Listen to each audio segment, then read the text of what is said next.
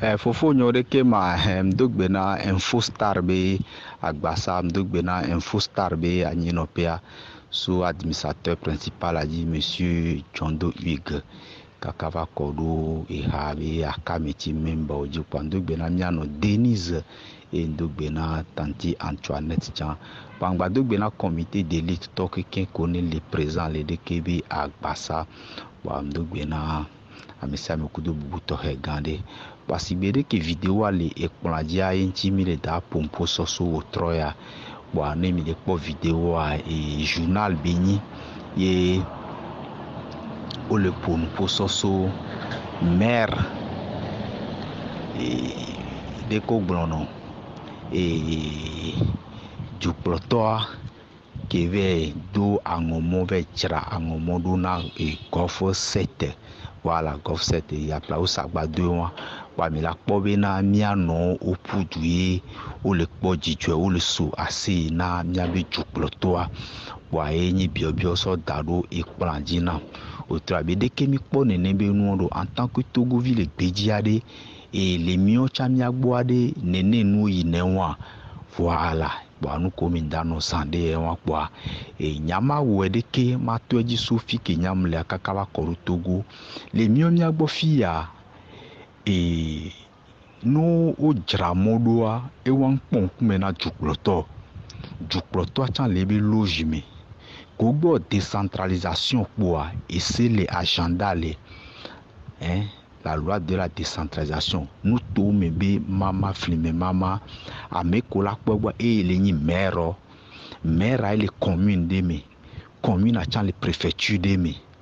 donc nous pas préfecture a me o la pas préfet o la pas chef canton o la pas maire kengbola va non pas comme fiolion voilà donc maire et la na kwenta et préfet que le représentant du pouvoir central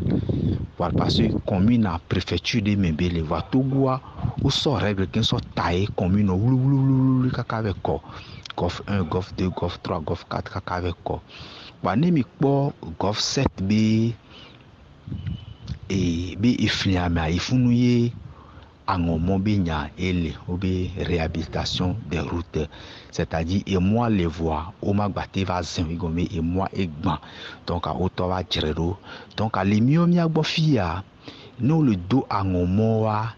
et chuklotom do na nuemu à mosque ou et échangeur gande nene binya parce que chuklotom mponando bo voilà quand Flanco da pour bol les Coupe d'Afrique 2023 terrain Koutoua est bien inauguré. Vous voyez non parce que terrain de référence béni voilà où tu gagnes calé à Nyama ou Dani Kodeji stade Ado Alassane Dramane Ouattara. Vous voyez non nous et nous de référence. Voici bien mododo échangeur nous ao. Vous voyez non nous coach pour inaugurer dans les filles université où tout c'est même tout temps CH préfectoral alors CH communal et préfet ou kudo et maire ou doyo et les mieux mia gbofi on le voit nous nyanu kenti les gof 7 mea obe odo mokpoa et modèle et gban o jeredo poye amova leo aluasio nene kwa enua edidi nkume koko na mi le tuame voyez non edidi miabe nkume koko e edidi miabe amenyinyi ke minyi le tuame amola be yo angomo gbalo ko noa yekwe amova le kafu jukproto ama nous va tout terrain aller donc à Yesu là va inaugurer à l'Odeko alors va tout échangeur alors va tout métro be nous si be que métro d'Abidjan o le tuisa fiade et nous ade mais qu'elle va inaugurer ba et nous yo quelqu'un et les fions pobena min pour la démocratie mu nemi les démocratie mais amira ko encore la loi de la décentralisation et nous on adore et gombe le nyimbe nous ko et maire wa odonsin le wabe commune parce que petit président et oni non ni maire au ligne petit président la pour commune mais c'est-à-dire commune vitukui ke molea et we la kple no kple nyuedea o la gbata kono ne o mandat me venu jua o la gbate ji poso no la fironya be ameya e to beni elon yebe ju enti ke be va commune me tro e tu sukulu fi ya mero tu na sukulu mero tu na konji et nous la mère oui on est vous voyez non donc et on donne des cours gouvernement tu na budget communal et na nani vous voyez non mu be gakotuna na mera et be sona le be go me ken be nona et nous wo ao munene yo donc a budget communal donc aside pepe kenele commune mea et weni et tona nene basio mairie la sotike des violations les natike amo gawa ke kola collecte va kodo mairie nene gle la siamia e gawa yi mi la so jeredo ye no fun ka koda jo la va do akonta kudo jirana e mo gbalo do po ye e tukloto o na eloge no donc a nene be noa o da préfet aranyigba o da maire du Golf-7 a charanyigba o to da chef canton keken ranyigba muyina neno voilà pour wabe amenyinia wabe responsabilité à quel wasi les et nous mais sur le doigt les zéons il y a nous que maire à quel les Golf-7 à nous que à la bawo ken boye ou la poisi penalo ou la va yue bini ko ao wa mi la po ben ko et là non Golf-7 à me kaka ne 5 ans ou 6 ans quoi et là jo et gototo et là va bobe non et ni mer no sagbado apla ou sagbado ala dido comme et nos filles et dès que toi au moins on de pepo vous voyez non donc à qui pas funu fia et il a te wonde que la ni exploit bini ko la nani il a te tourner la terre bini ko di voilà nene parce que m'sien la sio parce que akoyo dano o mera o muso daro funu o dakono yo va ko va et doda siki la sio donc limnyabe charte mea et ni la loi de la descendance nous ko la te wo ya nous ko ma te wo wa ya et jani mi ko nyabe njidudwa et tout asibe mona be asibe gawa o magba ho vous voyez non ou les décès autour no gacha gambi mère ma o de koni mede o de ko la ba donc ou sur le contrôle nous taxe d'habitation taxe foncier et anadeb de c'est-à-dire groupement d'assainissement dirigé par Perena vous voyez non au terre beno et pas beno qui donc et nous au dedans les maires obi alome donc a fiki maire lewa et ola no funu wa nu kola wa o matewo parce que o matewo ndé kaka wa benyi kola zin mais du Golf-7 am dati tout sukulu de pepe lebe commune ame ken gbela jo le funu dati tout konji de pepe et bon fiki be dakpo galo fiko dakpo gala tout sukulu fiya maire tu na sukulu maire tu na konji parce que nous on là on parce que waouh le ni président na commune ame Amérique on da do akonta na Amérique pour nous au funu ka ko jowa nous da jo la do akonta kudo fike gato surfacturation wa nous ko e ga fike beto la do akonta ko ni mi lo povo o la do mo nene beno donc dana kona mère va dona ka kone si chichavi neno et donc à maire du Golf cette année le todia ne nyabe enu ya edidi e poto nous le commune de mea et ne mo gbanu la atro jedwa e woe be nkume be po aussi me e wo be nkume ye be po donc amuni ba mairie dava do gano ala mairie dava no ga aussi me mairie anto e produit na ga et ni asibe nous pièce qu'on va légaliser dans les mairies que to et nous donc mairie c'est-à-dire et gars et nous donc surtout assis ni na parce que chaque jour à ticket to la simi chaque jour à ticket to la simi vous voyez non et gars mais que là nous tout fin là des vies qu'on le sous ticket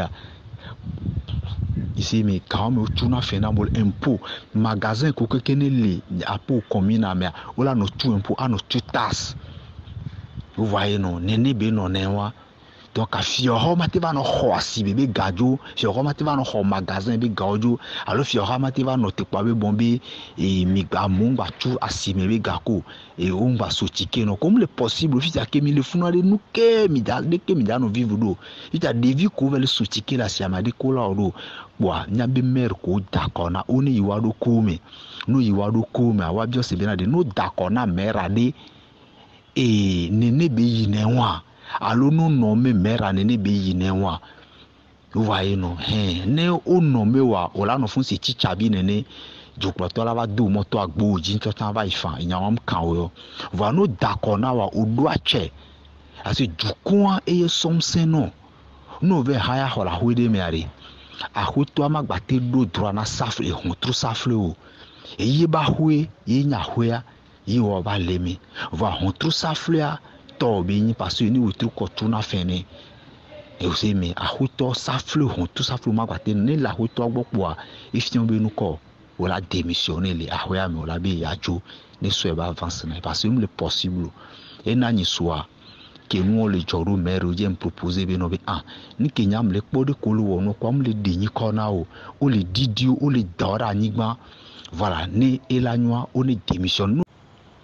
wano démissionne amponi apo défaite alo apo hihia be nu kokokwa ko le meria ne gameso o la jo le funu parce que mandat de molé ko le mandat mea et doye du coin d'accord non bi va wo normalement ne du concours do binya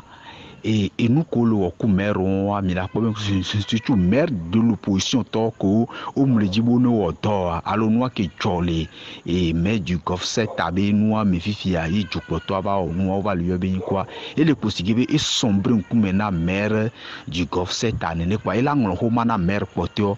be enu ya kele jo parce que le jolu maire voji aussi quoi o la mi la po ko o la do gbeju o lo dodo de cas donc on la be po ministre kele on nebe noa ministre de l'intérieur Badoa Bukpesi aussi on la be nu kenti o le gbonde kebe ne mi da toji e juagodoa nya ba hohoma le yegboro nu kenti o lo kudumi neno aussi me kemle yobe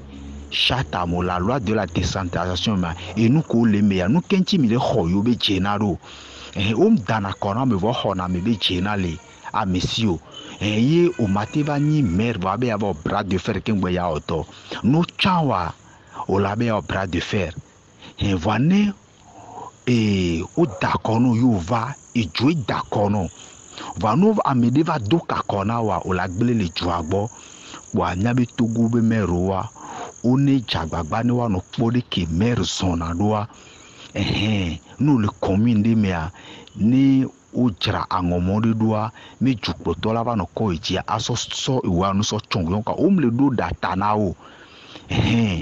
vous voyez non ne jukpoto e va o de forage la filicha jukpoto elle va inaugurer sukulu hode gba ye o va jira do toa mer la no commune a me voir jukpoto elle va ava de tatou et mode gba o va deux ya maire kudo chef canton la no fun va jukpoto elle va donc afita wo wa be a che a de fike belo fike wa ba check peuple na wa fike belo fike wa ba che alo ngren so le pane de jibena ne mi sofia e maire ke le kokodia e ndi jogare me poto bende e joli be commune me carré me ministre de ba janvier va intervenir les noirs on va noter mairie bedoa assez dom et ameko le mairie on va le auto poto bende que mi ministre be a janvier e va na e yo ministre on va noter doa no kejo que mera chitia ebe ya démissionner nglo homa ve darna jukploto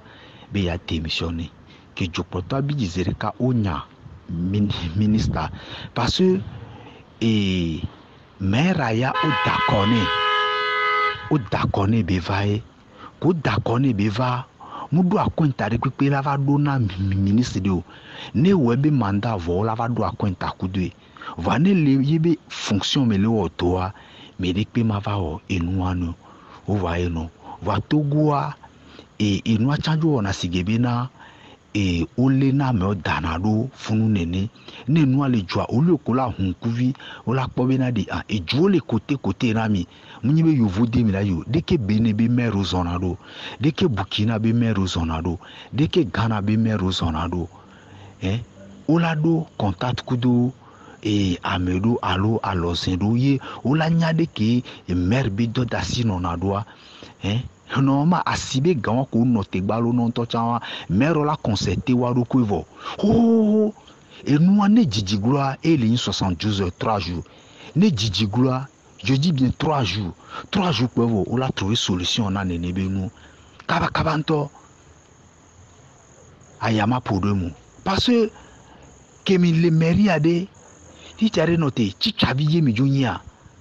alo mi ava no donya kengbela odoa o so mi abe nsia na mi vo jukon so achia na mi achialo power ke jukon so na mi ade de ke mi les zero voa mi la kpo be wa keken o bonu o wa e no hen kwa ne o we ku meri egbe a amepoto la bonu ni so o la we ku amewu amepoto la bonu ni so la we ko donc e ameku le projo wa ntoto le wo ndu le wa do kusi e na kaka kwa mi la kpo be nko de ke melo la vun la la oto o mtelewe o wa e no mero wa msenwonyi nous le yo amede be mera mer donse ale gbegbe comparer na mer ku ministre ya o nommé ko nommé ware o le fun o la te gen wegbe o la te gen so o no bi les nommé les élus ya de wa de power me ole ici mi ka ti du comble bo chawo ya be kplo nu to vi tu kun ya menami e nde pele ke nu to ame e ponkume no ne sukulu ho de gban ponkume na jukploto o la ba bio voilà nde pepe ke jole commune me président ni maire e mo gbare mu ka jukploto mu ka ministre e camera voilà parce que nous kencho ni maire do vane no le nene fi ya jukploto va le do an moto e nuare o va le jira angomodo yo o le kafu ya yo onto jo le are ba no va meria o le funu do bla kutu kaka o tromo ya ho po la be va dormir aode o la va do akwenta ko vare o no meria beta e 5 ans 4 ans benya 3 ans mko mero binyi ko le nuji pata le fie o va e no mero le wo nuwe ne mero vare ki zeri katutuma e no tutugba ke mero na le fia no va meria e moko keke gbele apo commune me kwa o dona mo ve pona moji keke ni mo de gban no la to kule la gba tro obo o ne zerika surtout réel o na wa keke akpo poto ko ni le moji ampule ko fian o ne no ego ezola no poto ke kenchi le commune wa me voilà ken boy parce que no we nyora gba takono o se me poto de pepe mno na meribe commune me a e so mno nchi kwa mer la no fun la glabe awa puisque amola so isukulu a o la pegbo nem le suwa o la tro doublé asi me bibis o la pegbo e nuam kan tukploto e mo de gba la fidam kan tukploto pompi be tuyo de gba la fidam kan tukploto voilà ne jukploto ma te va gbe no be pompi be me tuyo de gba be ne va no po nke be dava ole nu o ke le commune amoni mera de nko no te po boa mia no ko chone puju vale po asikpele onu e one o mesosobenu e wa le vevere parce que no le on ne auto le didi nkume togo be nkume kokko to le didi va gomme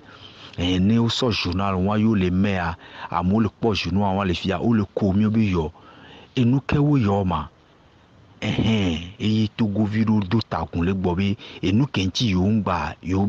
ni togo to wa eye won be mi akponu ke togo nyonu le woda o va le po jijo bi jukploto amesia me le gbo bi fike mera le meji gofseta o bi fike be le ken gbo jukploto aba jira e mo do va le kafio be fifia be mera chambe le odo parce que amunya le fi be mer be do yo e mo de gba outro jire do mer be do yo a mosque décentraliser nous alors on nomme ou le funu ne bena jova no gbe d'accord no po ochon la oto o la va do akwenta wa enu le nyi veve sese na nya be ko le pe ya be nya be togo nyonu o ne o fo oni jagbagba wa den kume koko no nyonu ame fi gba be wecha ewedu ame pote obi nyi komi ni ame ton yi gba be wecha owedu ame pote obi nyi komi wa meru ni nya doke pon kume na wa wa ojo nye parce que onya be no le meria enu ko la wa e ita ke o mle no mo lo no e nya ka o le gbron ne onyi mer e mo ke la po commune me o mno sebe deux ye jukpo to va jere do va le kafuya e wonto no le ade de ke conscience o le otoro ne wonto le ade de ke conscience o le otoro wa ne mia so no te mia be wona le kajia ne wonto o le ne nu le ne ade de que conscience au leur todo oni mère asi amaton et la peau commune me asi amaton de vieux jona chike bega asi de kale ho de vi 50 de vieux wa chon po dole wewa ne 50,000 francs yu chuna na de vieux e gabeni ifya ko note asi ade o note chike ade fifiare o kenyi mele offset me nyaka ogbon o le pon to si be vidéo va nenia pa enu ke kamu jona enu ke vena domena mi o gado mea wa no le pon po so ne bo chitero ame ontia wa parce enu ke mu le tepe wa ne le joa ogbona awe o mu no mi se pe tata ne no enu gbeleken gwe o mu ola nya be nu am Georgina o enu ke mu Georgina mo awe o gbona parce que nous qui les didio potoa et ni be ko pe amebe mero kekia et accord yo dano élection locale yo da le 30 juin 2019 yo rentré mairie ti fiade de ko on adoro le meni de ke mero on adoro do la nye pa ko le funo le do achata meno obo ma onu wa ne eju konkume ru be nya o mera akoko dana wa o la to so place anao kwa amerum le no enya ova niom ya be nu popo chinu gomin ko omno na fide ye odidina ameba gomen ele kusigebina o le top pede ye etopetoa e so magasin be safle so no be o le ka ye don sin le magasin adi safle la lomeno e wedona magasin mi tona la tui mena ne o baton nansen me bucha e chava le do magasin me le to le ngbodo na fia msen wade va o de ka yo be msen wenyi funwa ita amike va le do me le to wade akwenta keji yalo e le to il a do magasin me la to nende va boule magasin ma me ko la va lo e o be safle en fi o la ba no bobi ame ya cha do ne me kebe do ne me anu ko ogbon bua mianto wela no hinkume kokova na miabe jua wa togo be meroa e one kpu egbo be na de wanto ni doasi hoho wadu kwinchi ne o la fide ojibu ni doasi hoho do kwincha wonto a doasi hoho do ko nchi chuchugba no nto doasi hoho do ko nchi ya wonto a na valeur do ko eye amela no valeur va no so do ko so dada o la so chiffon kwa nene ye o so le chiffon wa eye o mle gbonya de popo nkele joro wa jam le joro me de pepe ji le sous région am fio amone nyom le gbon ko jiwa be merolo o ne po Benin maire de Cotonou wa po de kebe ona tora voilà Cotonou be mero e waga 2000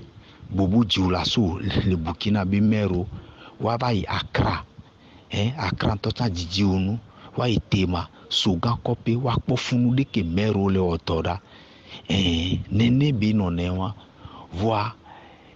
akokpo dana mero oncha yova itanu kenchi togo tojo do kakona wa yaro yiwa ke kunjo bonu Nem le Georgina miamerua mila bonu mbale bio sebenade. Isha meri akpoda no kakakala kuwa. Olava jo le funu berike. Isha no joade olava no bobe kem le fun sambe ma odoa ministre deva le gbobere ki ministre deva blokasia. Funu bola no fifi kaka evo ni game suisha no joa evo amola gbaba no kobe yo ono meri ade ochusukuria o dekea le posigebe na amu bonana apeto agboibo pe asonam beyo eya no premature de mte do mo yebe jumo ela do mo yebe jumereko système que me be premier ministre la momia système a de na donc a système de la premier le blona mo donc a no pobe système a mle da don eju wa oyi na ngbodo me ne a sauver a pour honneur vane obi ya no système a mene ya o exploit système a emina me système a emina me donc anu nyabe système de mimi loa o la le classeur ora sila nani le bureau no be nyi me amola on da pas voir o la au finisha o la va sortir bredui parce que o le code nous le ngbodo me no système de to le contrôler ou on tocha. Vous voyez non wa mu le do data na o kwa o ne bio se be de ke mer ko la fi porter de ko sonado ne wacha wo nkume kokobenu benade mi dakona mi va ke mi va de nyabe jene ya mi so na mi nyabe do da se ya mi lawe voilà ne o so nyabe jena na mi kengbe mi ntelo nyabe do da siwa eswa o la juger mi e nyinyo to enyo so be mi rajo no me se pe tata ne lajo bo nu be mu wonde wa amebe una. Bonne nuit et bonne soirée à plus.